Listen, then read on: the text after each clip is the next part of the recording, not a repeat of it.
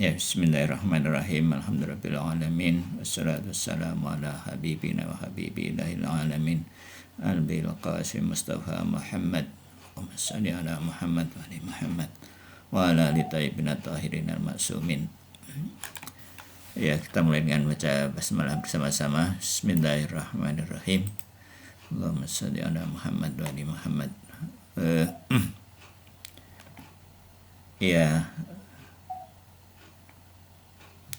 Kita mulai mungkin ya dengan tabaruk pada Asyura.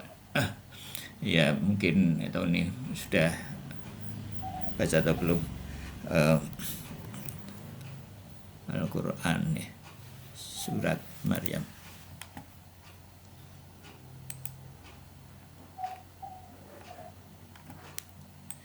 Ya, ini Al-Quran surat Maryam. Surat ini, surat yang mulia ini dimulai dengan apa? Kaf ha ya ain sad ya. Nah, terus selanjutnya setelah ini terus cerita tentang Nabi Zakaria ya. Zikrul rahmati rabbika abdahu Zakaria ya. Yang dibacakan ini terjemahnya dalam bahasa Indonesia, zikru, ingatlah, zikru ya, penjelasan. Ini mubtada ya, dalam bentuk apa, kalimat jumlah ismiyah ya. Jadi ini zikru dalam bentuk kata benda, penjelasan rahmati rabbika, tentang rahmat Allah kepada hambanya Zakaria. Idnada rabbahu nidaan khafiyah, yaitu ketika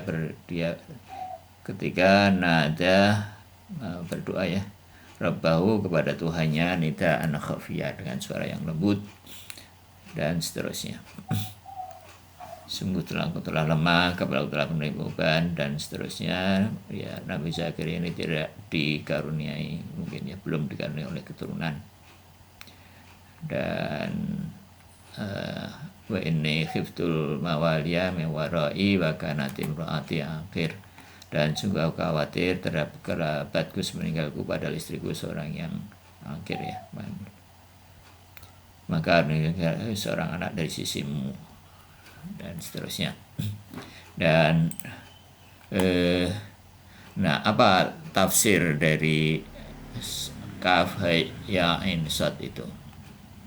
Nah, ini diterangkan dalam riwayat dari hadis yang bersumber dari Ahlul Bait ya. Ini hadisnya mungkin dari Biharul Anwar ya, volume 14 halaman 178. Benar ya?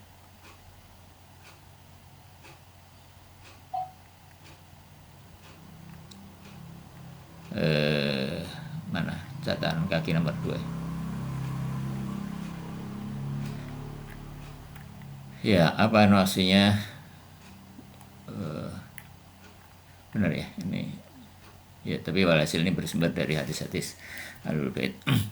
Jadi apa rahasia dari kaf haya ain sad itu? Dan di sini Nabi Zakaria menangisi penderitaan Imam Husain ya. Kaf di sini menurut tafsir ya, diriwayatkan dari Imam Mahdi ya, Al-Wajarul Syarif, tentang surat pertama dari surat Maryam ya dalam Al-Quran, yang mengatakan bahwa Nabi Zakaria meminta Tuhan untuk mengajari nama-nama 5 suci, ya dikenal sebagai Al-Aba'a. Jadi Tuhan kemudian mengajari nama mereka. Setiap Nabi Zakaria alaihissalam menyebut nama Muhammad, Ali, Fatimah, Hasan ya alaihi wassalatu wassalam, dia merasa lega dari kesedihan ya, merasa gembira. Tapi ketika beliau menyebut nama Husain alaihissalam, Tanpa sadar dia merasakan kesedihan memilukan, meneteskan air mata dan menangis terseduh-seduh. Dan suatu kali beliau berkata kepada Allah, Tuhanku, ya Tuhanku, bagaimana ketika saya menyebut nama Muhammad, ya Sallallahu Alaihi Wasallam, alaihissalam, Fatimah alaihissalam, dan Hasan alaihissalam, kesedihanku berkurang. Tapi ketika menyebut nama Husain, saya merasa kesedihan yang memilukan dan meneteskan air mata. Kemudian Allah menceritakan kepadanya kisah yang menyakiti tentang kesyahidan Imam Husain alaihissalatu wassalam, dan berkata, ya, dalam ayat Kaf Ha Ya In Shad, Kaf itu adalah mengacu pada Karbala. Ha itu halaka ya dalam bahasa Arab, artinya halaka itu secara harfiahnya hancur ya, atau kesahitan. Di sini kesahitan Imam Husain alaihissalatu wassalam. Ya mengacu pada Yazid ya, dan Ain artinya atas. Atas artinya haus ya, atas al-atas, yaitu marga al-atas itu pakai sat atau pakai sin ya, atas pakai sin saya kira ya, ini karena diambil dari bahasa Inggris tadi. Atas artinya adalah Imam Husain dibunuh dalam kehausan. Sat mengacu pada sabar yang artinya kesabaran. Dan ketika Nabi Zakaria mendengar tentang kesyahidan Imam Husain, dia tidak meninggalkan masjid selama 3 hari dan menjauh dari orang-orang dan terus-menerus menangis dan berdoa, ya Tuhanku, apakah Engkau membuat orang terbaik menderita dengan penderitaan anak mereka? Ya, maksudnya Rasulullah. Apakah engkau meletakkan kain duka dalam tubuh Ali dan Fatimah dalam kesedihan ini? Kemudian beliau berdoa, Nabi Zakaria ya Tuhanku, dan seterusnya tadi itu dalam surat Maryam tadi. Dan setelah itu Allah mengesahkan Nabi Yahya ya, Nabi Yahya atau Yohanes dalam bahasa Inggris.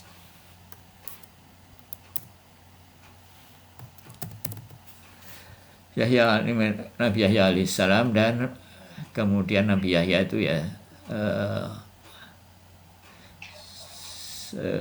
jadi Nabi Zakaria justru dia berdoa supaya dia merasakan bagaimana punya putra yang menderita begitu ya. Terus kemudian Nabi Yahya Allah memberikan Nabi Yahya, dan juga Nabi Yahya ini juga disiksa ya, kalau nggak salah juga dimutilasi begitu ya.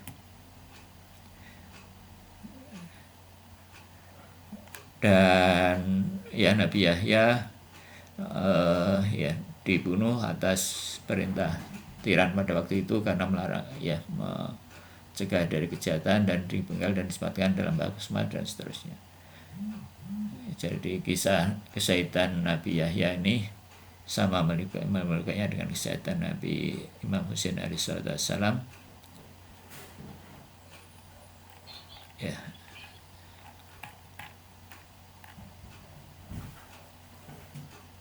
Dan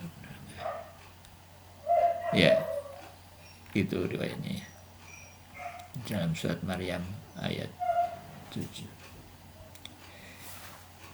Ya itu rahasia Kaf Ya Ain Shad ya, Kaf Ya Kaf Ha Ya Ain Shad ya, dan seterusnya itu di situ cerita mengenai dalam Al-Quran itu cerita mengenai keutamaan Nabi Yahya. Ya baik, kita teruskan dengan kalau ada kemarin nanya surat itu tuh surat Al-Anfal ya,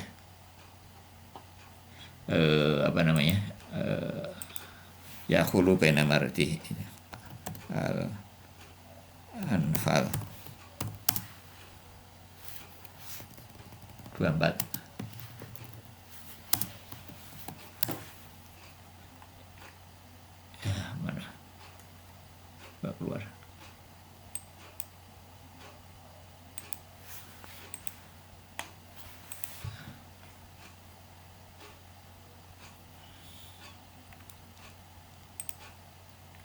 Ya, ya ayyuhalladzina amanu istajibu lillahi walir rasul idza ta'akum lima yuhyikum wa alamu annallaha yahulun ini. Wa alamu, dan ketahuilah bahwa annallah, bahwa sesungguhnya Allah yahulu bainal mar'i wa qalbi. Allah apa? Berada ya, atau menghalangi. Hala ini artinya ya hal dalam bahasa Indonesia itu ya. Ada antara seseorang dengan hatinya. Wa innahu ilaihi tusarun, dan semuanya kepadalah kamu akan dikumpulkan. Ya.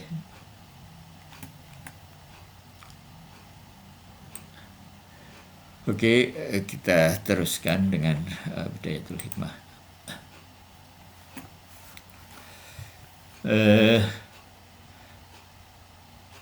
Walaha ya, dan kita masih meneruskan penjelasan menit taskik ya. Walaha katsiratan tawilatan bi'tibaril maratibil mukhtalifah al-akhidah minaddu fil maratib wa hiya allati la fi'liyata laha ila adamil fa'iliyah wa huwal madatul ula al-wa'ikatu fil afaqil adam. Ya. Dan gradasi wujud itu ya, taskik wujud itu banyak ya. Walaha, dan maksudnya taskik itu, ha itu kembali taskik, kasiratan tawilah, banyak, panjang, bi'tibaril maratibil mukhtalifah ya, dengan macam-macam ya, bermacam-macam martabat yang banyak, tingkatan-tingkatan yang banyak. Akhidatun, khoda ya, khud itu mengambil, di sini ya, bisa berarti ya berada ya, dari fil maratib, dari martabat yang paling lemah, yaitu la fi'liyata laha. Di sini tidak ada fi'liyah, itu aktualisasi ya. Jadi tidak ada aktual, yang ada itu potensi saja. Dia juga punya aktualitas, yang dia cuma punya potensialitas saja. Ila adamil fi'liyah ya. La fi'liyata laha ila adamil fi'liyah. Dari ketiadaan potensi sampai ketiadaan potensi. Ya, jadi yang maksudnya, yang barangkali maksudnya yang ada cuma ketiadaan potensi ya. Ila adamil fi'liyah. La fi'liyata laha. Fi'liyah itu aktualitas ya. Fi'liyah itu aktualitas, kalau potensial itu kuah ya. Jadi tidak ada aktualitas, dan tidak ada aktualitas sampai tidak ada aktualitas. Jadi benar-benar maksudnya tidak ada aktualitas, dia cuma potensi. Jadi dalam filsafat, materi itu didefinisikan sebagai substansi pembawa potensi. Jadi makanya selama masih berbentuk materi, maka masih mungkin untuk berubah ya. Ini kalau diaplikasikan dalam akhlak, selama kita masih terikat dengan materi ini, tubuh kita, maka kita punya potensi untuk berubah. Nah, kalau semakin dekat dengan aktualitas, nanti potensialitasnya akan semakin berkurang ya. Semakin dekat dengan aktualitas, misalkan kalau potensialitas 0, itu dia bisa jadi apapun ya. Nah, tapi misalkan ketika sudah dekat, misalkan menjadi katakanlah ovum, nah ini potensi untuk menjadi kambingnya sudah hilang. Jika cuma potensi menjadi katakanlah manusia, ovumnya manusia ya, masih potensi. Nah, terus kalau dia bersatu dengan sperma misalnya katakanlah, maka potensinya menjadi manusia semakin kuat dan menjadi yang lain semakin melemah, begitu dan seterusnya. Nah, yang disebut potensialitas yang sempurna itu disebut al-madatul ula ya, materi pertama. Jadi materi pertama ini juga kayak materi juga yang nggak kelihatan juga. Jadi bukan materi ya gitu. Jadi filsafat menandang materi itu seperti itu. Jadi di sini maka penjelasannya tentang materi ini sangat menarik. Dan mulai dari potensi wahya madatil ula al-waqiyah fil afaqil adam. Yang waqi itu artinya ada fil afaqil adam, dalam ufuk ketiadaan. Jadi maksudnya dalam batas ketiadaan ya. Jadi materi ula itu adanya cuma potensialitas saja. Jadi dia hampir-hampir tidak ada, dekat dia di dalam batas ketiadaan. Summa tasadda'al maratibi ila, kemudian ya tersusun ya maratibi ila antantahi ila martabatil wajibah lidatiha ya. Dan tersusun ya, tergradasi begitu, bergradasi sampai yang paling tinggi itu adalah martabat wajib lidatiha. Wajib lidatiha itu maksudnya wajib untuk diri sendiri. Wajib di sini artinya harus ya, harus ada, maksudnya apa sih, mesti ada, maksudnya ini Allah Ta'ala ya. Matabil wajibal lidatiha, wajib karena zatnya. Jadi nanti ada pembagian wujud ya. Nah, dalam ya istilah filsafat wujud, wajib wujud atau wajib lidatiha, wajib dalam istilah akidah itu wajibul wujud. Nah, kalau dalam filsafat salah satunya itu adalah wajib lidatiha, wajib karena zatnya. Jadi apa yang membuat dia ada ya karena zatnya menuntut Allah Ta'ala itu ada. Jadi nggak bisa ditanya kenapa nggak ada. Wa yalati la haddalaha, yaitu yang tidak ada had, tidak ada batasan baginya. Tidak ada batasan, la haddalaha, tidak ada batasan mengenai kejadian ila adamil haddi ya. Jadi Allah tidak punya batasan. Adam tiada had, batas. Walaha kasiratan aradiyatan, dan dia punya sifat-sifat yang banyak gitu ya. Punya arad yang banyak bi'tibari takhassusiha bil mahiyatil mukhtalifah allati hiya masarul kasroh.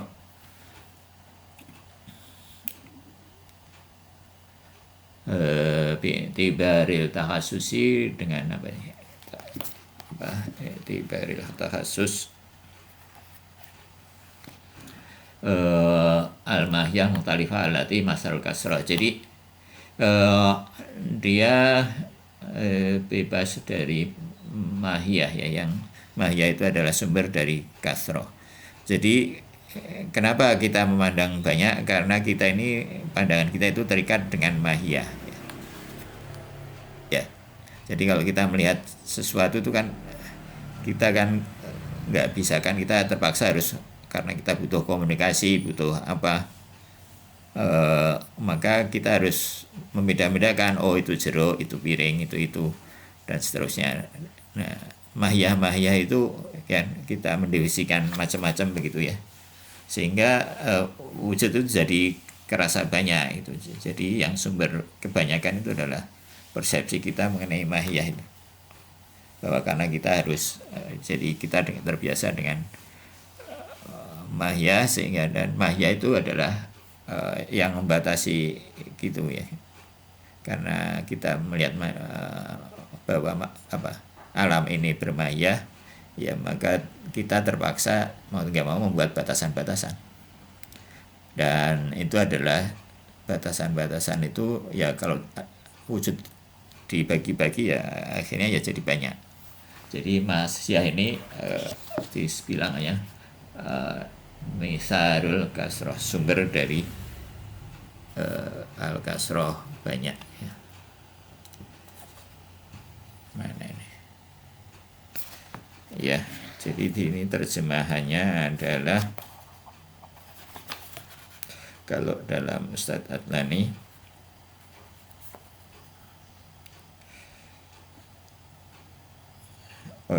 keragaman dan kejamakan horizontal ya, tidak aja Mas. Yang kedua tahasus walaha kasratan aridotan aradiyatan bi'tibari tahassi bil mahiyah. Kedua adalah keragaman dan kejamakan horizontal. Oh ini maksudnya keragaman horizontal ya. Aradiyah ini bukan sifat, ternyata kayaknya ini artinya horizontal.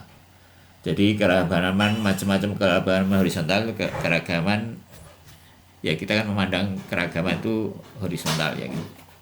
Ya kita kan melihat kambing kucing itu kan setara horizontal. Ya karena adanya tahasus ya, kambing yang sususan misalkan ya, kucing yang sususan dan yang lain juga sususan, dan ini menyebabkan sususan itu menyebabkan ada pandangan kita bahwa terasa banyak gitu ya, wujud terasa banyak karena apa? Karena maya dan karena pandangan keragaman horizontal.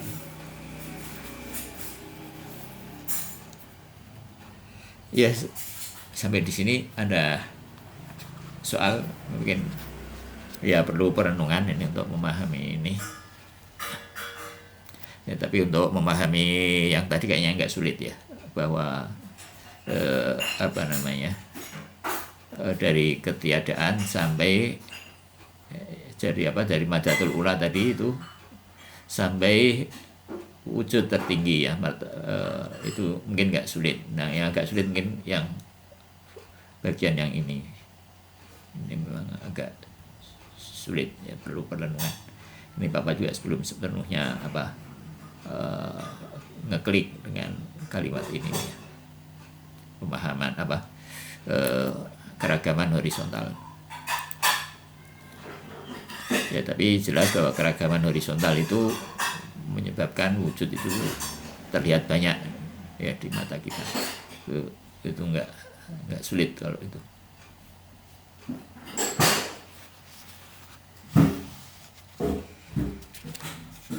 Ya, terus nanti jenis-jenis keragaman tadi sudah ya.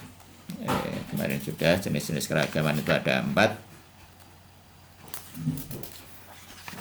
Ya, ada keragaman dalam perbedaan dalam perbedaan pada 4, ada perbedaan dalam keseluruhan zat, yaitu misalkan manusia dengan batu kemarin sudah, dan keragaman dalam sebagian zat misalkan manusia dengan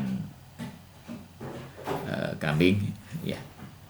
Terus keragaman perbedaan sifat, yaitu manusia satu dengan manusia yang lain itu berbeda sifatnya.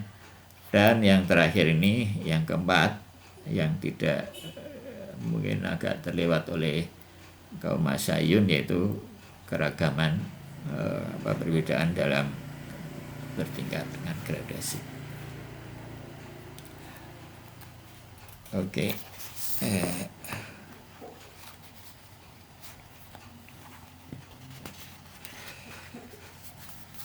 Wadhahaba ya, dan selanjutnya wadhahaba qaumun minal masyaiyin ya. Jadi sebagian para masyaiyin ini berpendapat ila kaunil wujudi haqiqatan mutabayyinah bitamami zawatiha ya. Kayaknya ternyata mungkin sebagian aja ya. sebagian, kalau menurut di sini nih, sebagian dari filosof Masaiyah berpendapat wujud itu hakikat mutabayyinah bitamami dawatiha. Ya mungkin kayak kita ya, kita memandang bahwa wujud ini kan dia berbeda secara dzati satu sama lain. Amma kaunuhu haqaiqu mutabayyinatun fala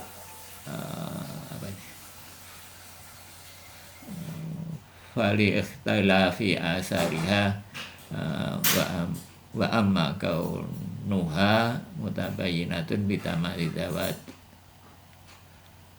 fal bisa tatiha ala hadzal qaul.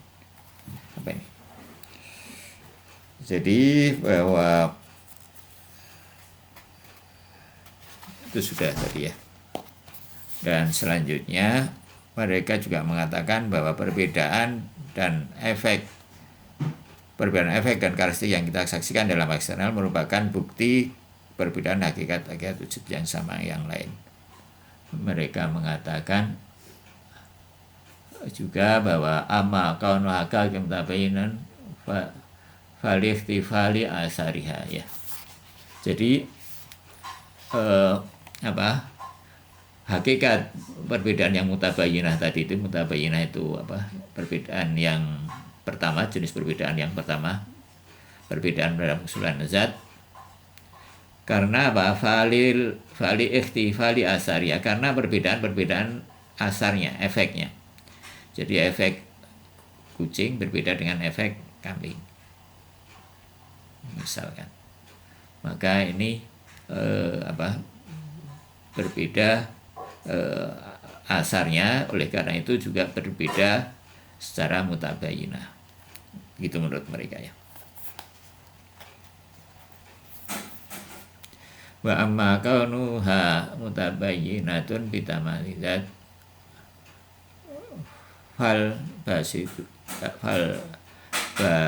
bisa tatuha wa ala hadza yakunu mafhumul wujud al mahmulu alaiha aradiyan kharijiyan anha laziman laha. Jadi ya berdasarkan ini ya, maka ya berdasarkan perbedaan efek itu, maka wujud itu mau tidak mau harus berbeda secara aradian tadi ya, mukhtalifah alaiha aradian, berbeda secara horizontal, kharijian di luar ya, alaiha laziman laha, sebagai kelaziman dari perbedaan adanya perbedaan efek-efek tadi itu. Nah ini pendapat Masya'iyah.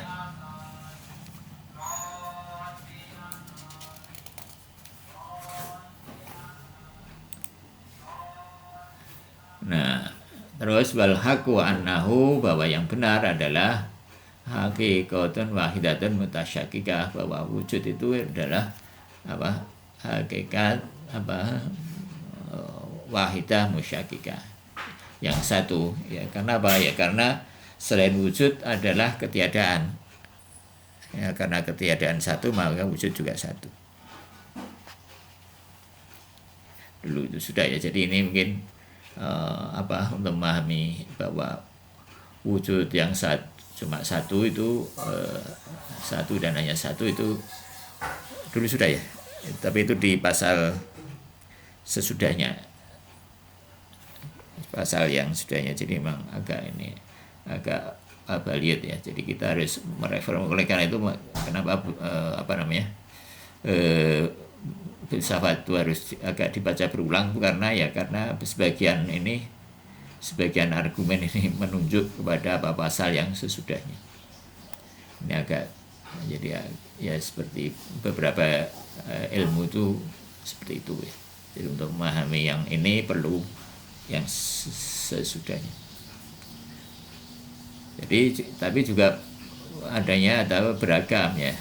Jadi wahidah musyakikah, amma kono hakikatan wahidan fali annahu, adapun kaunuha hakikatan wahidatan fali annahu laulam takun kadzalik lakanat hakikatan mukhtalifan mutabayyinatan bitamami zawati zawat.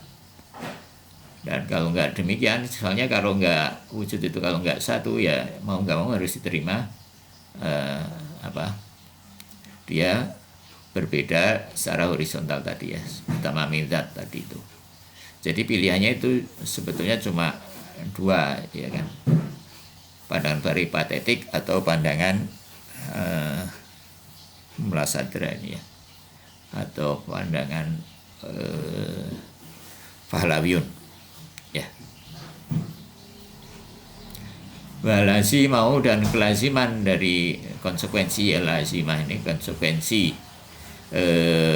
kauno mafhumul wujud bahwa mafhumul wahid kama taqaddam muntazi'an min masadiki mutabayyinati bima hiya mutabayyinah bahwa muhal. Dan ini nggak masuk akal ya kalau dia dipandang banyak. Bayanun listihalati annal mahu ya, sebagai bayanun itu sebagai karena kemustahilan annal marhumum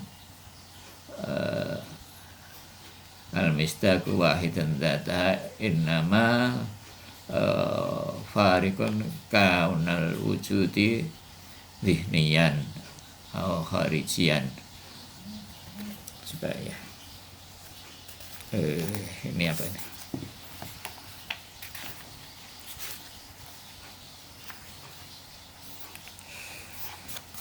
Ya, jadi yang benar adalah wujud merupakan hakikat tunggal yang bergradasi. Andaikan wujud bukan merupakan hakikat yang tunggal, niscaya dilihat hakikat realitas menjadi semuanya berbeda. Konsekuensinya konsep wujud yang merupakan konsep tunggal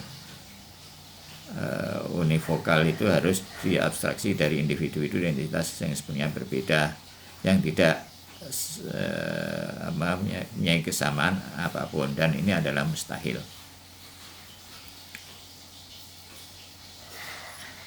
Ya, wujud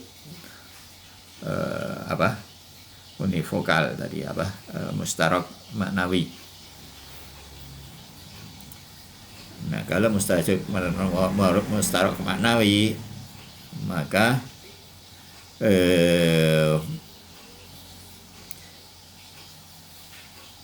apa? Oh, ini argumennya tidak dasarkan bahwa wujud itu mustarok maknawi. Oleh karena itu, pemahaman kaum paripatatik tadi itu tidak bisa diterima.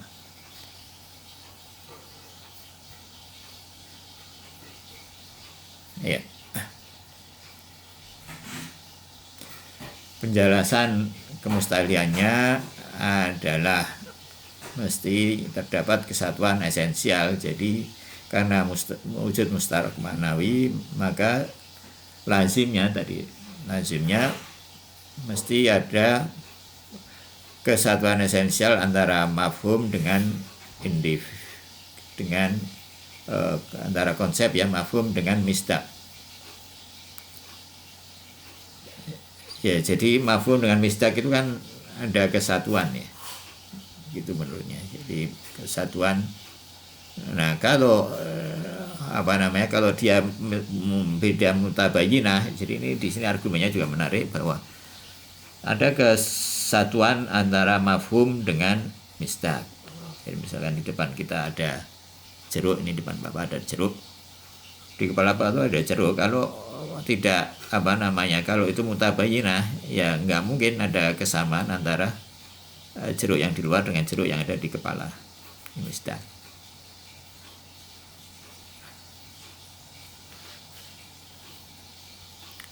Itu argumennya. Jadi ini meniscayakan adanya kesatuan wujud.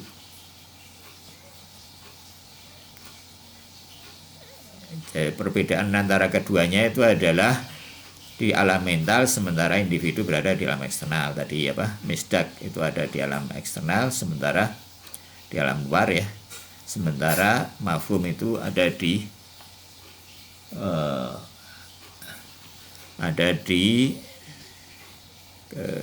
mafhum ada di kepala, di benak. Ya. Oleh karena itu, jika konsep yang tunggal dari aspek ketunggalan itu sendiri, yaitu ketunggalan diabstraksi dari individu yang beragam dan aspek itu sendiri, maka konsekuensinya ketunggalan dari aspek ketunggalan itu adalah sesuatu yang sama dengan aspek kejamaan itu sendiri, dan ini mustahil.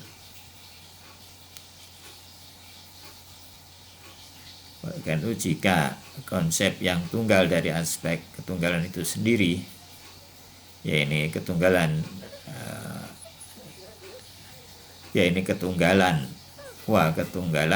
atau yang bermakna mustarok maknawi diabstraksi. Jadi konsep mustarok maknawi itu kalau dipahami bahwa individu beragam dari aspek keragaman itu sendiri, dianggap beragam, benar-benar beragam ya. Artinya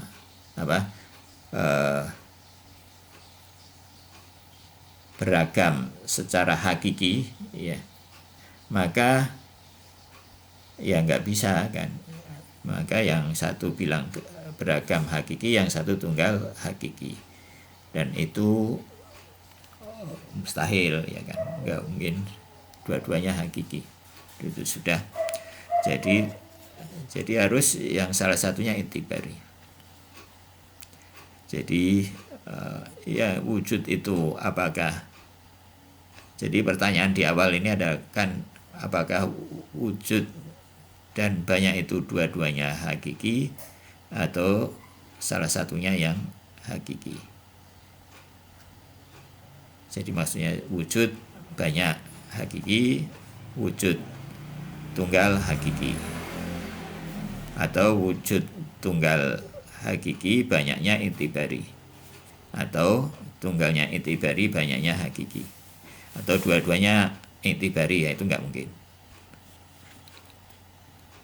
Nah kalau dua-duanya hakiki, nah ini mustahil dengan penjelasan yang ini tadi itu.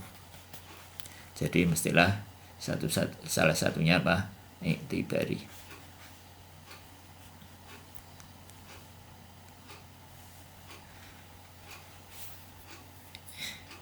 Iya. Oke, kayaknya seperti itu. Coba ada respon. Ada yang mau disampaikan sampai di sini. Dan ini ganti. Yaitu keragaman horizontal itu keragaman bitamami zat, itu keragaman horizontal. Apa? Di bitamami zat dengan keseluruhan zat beda ya, seperti kita yang pahami lah kan, wujud seperti yang umumnya orang pahami. Jadi wujud yang macam-macam, ada HP, ada itu, berbeda dengan HP, berbeda dengan kucing, berbeda dengan itu, semua berbeda ya. Ya kita lihat seperti yang kita saksikan. Ya umumnya orang memandang itu ya, wujud bitamami zat, ada Tuhan. Ya Tuhan yang berbeda dengan kita, Tuhan di sana, kita di sini, beda tempat, beda apa. Itu perbedaan horizontal. Nah, perbedaan horizontal itu nggak benar. Kata pandangan berbeda bahwa wujud itu, kalau wujud itu berbeda horizontal, harus diterima bahwa wujud itu nggak satu. Kalau keragaman itu sebagai hakiki ya, maka kalau keragaman diterima sebagai sesuatu yang hakiki, ya konsekuensinya ya keragaman horizontal itu, dan itu nggak benar. Begitu kata hikmah mutaliyah ya, kata ya pandangan ini berbeda dengan pandangan yang wujud yang musyakikah, hakikat wahidah musyakikah.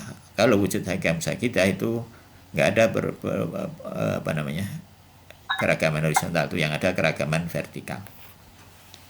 Apa? Kenapa? Apa tadi? Keragaman apa? Vertikal. Nggak ada horizontal, adanya apa? Iya, keragaman vertikal. Oh. Keragaman bertingkat. Menurut siapa tadi namanya? Mulasadra. Mulasadra atau Palawiyun atau Alamatul Badawi menerima wujud bahwa hakikat wahidah musyakkikah. Yang benar itu jelas-jelas dikatakan oleh Alamatul Badawi, yang benar adalah wujud itu hakikat wahidah musyakkikah. Wujud itu satu. Argumennya tadi, ya kalau diterima bahwa banyak itu, kalau keragaman itu horizontal kan berarti kan yang banyak itu menjadi apa namanya, yang banyak menjadi banyak hakiki, ya enggak? Apanya? Kalau diterima bahwa ada keragaman horizontal, ya, maka konsekuensinya adalah wujud itu banyak, dan banyaknya itu hakiki, benar-benar banyak. Oh, ya. Ya enggak? Jadi pandangan keragaman horizontal itu nggak bisa diterima.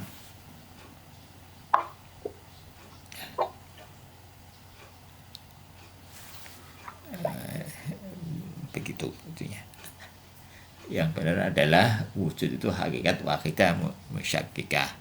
Nah, adapun banyak ini persepsi kita aja, karena kita itu apa, mindset mahiyah, ya kan, kita nggak bisa, agak sulit sekali melepaskan bahwa di benak kita bahwa kita memandang itu terbagi-bagi, ya kan. Ya gampangnya gini lah ilustrasinya, kalau kita melihat katakanlah Pulau Jawa itu kan satu atau banyak? Satu kan, tetapi kan di situ ada kota, ada Bandung, Cimahi. Mana batas Bandung hanya Cimahi? Kan sebetulnya nggak kelihatan. Hah? Batas antara Bandung Cimahi ada di luar itu? Nggak ada kan? Itu di kepala kita aja adanya.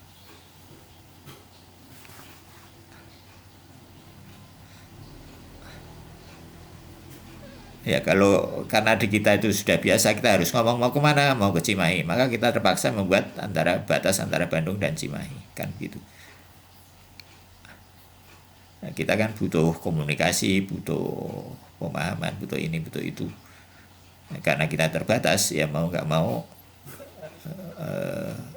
kita berkomunikasi menggunakan mahiyah. Jadi lama-lama mindset kita itu mindset mahiyah. Jadi kita, pandangan kita itu sulit lepas dari apa, cara berpikir bermahiyah ini.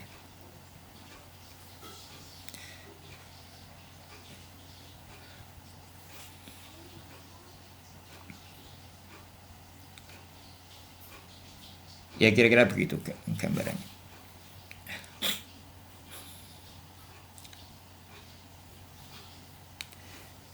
Jadi wujud itu hakikat yang satu, musyakkikah.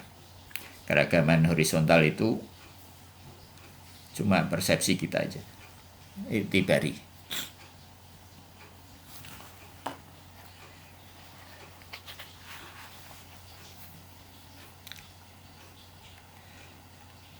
Ya kayaknya sampai di sini dulu ya. Sudah cukup. Mana?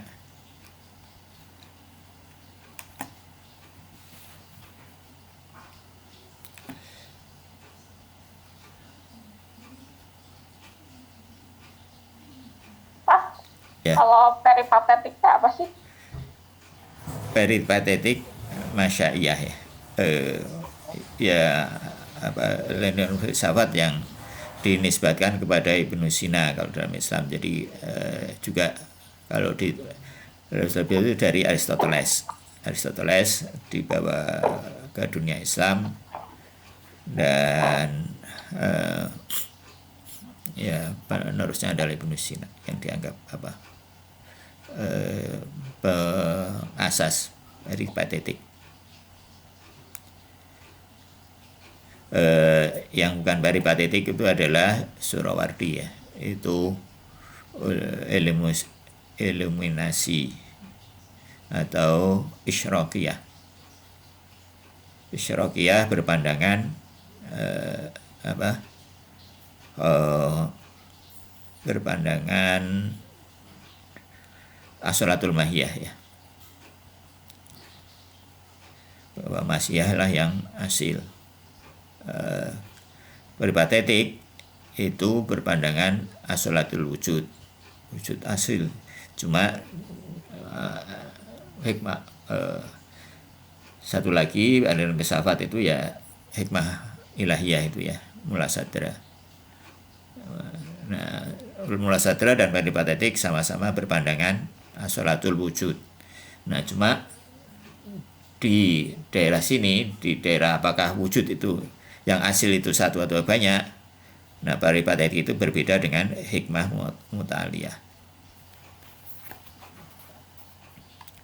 Peripatetik berpandangan wujud itu banyak dan banyaknya hakiki. Nah, hikmah mutaliyah berpandangan wujud itu hakikat yang satu dan musyakkikah.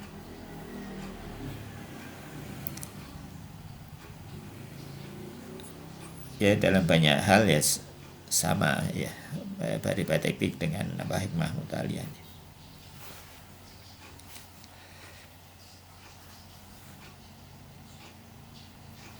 Tapi kalau perbedaannya yang peripatetik menganggap tadi hakiki itu banyak, bukannya itu agak mendasar? Iya, perbedaannya mendasar di situ memang. Iya. Ya samanya sampai sholatul wujud itu tadi ya. Oke.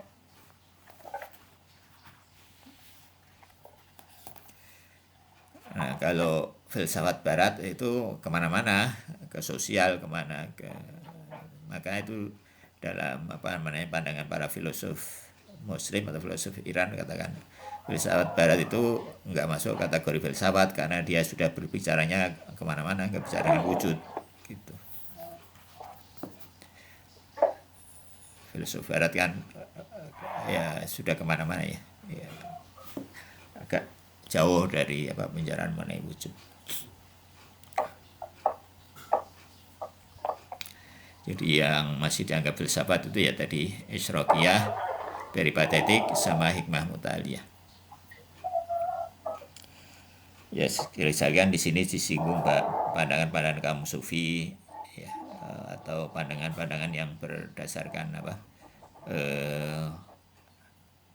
mutakalimun ya. Mutakalimun itu mungkin penjelasan ya mungkin mirip-mirip peripatetiknya dan beberapa hal. Bahwa wujud itu ya ada wujud Tuhan ya seperti yang kita terima dalam pelajaran akidah.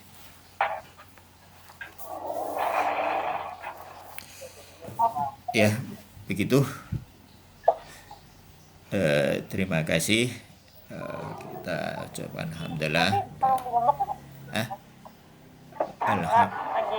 Alhamdulillahirrahmanirrahim. Kita tutup dengan selawat dan doa faraj ya. Wa sholli ala Muhammad wa ali Muhammad. Allahumma kunni walikal hajati binil hasan. Salawatuka alaihi wa nabihi fi hadhihi sa'ah wa fi kulli sa'ah. Waliyan wa hafidha wa qaidan wa nasira wa dalilan wa aina. Hatta tuskinahu ardaka ta'an wa tumatti'ahu fiha tawila birahmatika ya arhamar rahimin. Assalamualaikum warahmatullahi wabarakatuh.